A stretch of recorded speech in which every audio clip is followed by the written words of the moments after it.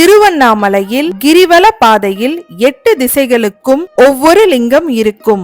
அவை இந்திரலிங்கம், அக்னிலிங்கம், யமலிங்கம், நிருதிலிங்கம், வருணலிங்கம், வாயுலிங்கம், குபேரலிங்கம், ஈசானலிங்கம் என்பதாகும். இந்த லிங்கங்களை நாம் வணங்கி செல்ல வேண்டும். மலையை ஒட்டிய பக்கம் செல்லாது இடது பக்கமாகவே செல்ல வேண்டும். நம்மோடு சித்தர்களும் நடந்து வருவார்கள் என்பது நம்பிக்கை. அவர்கள்தான் நம் மனதில் நினைப்பதை இறைவனிடம் கொண்டு சேர்ப்பார்கள்.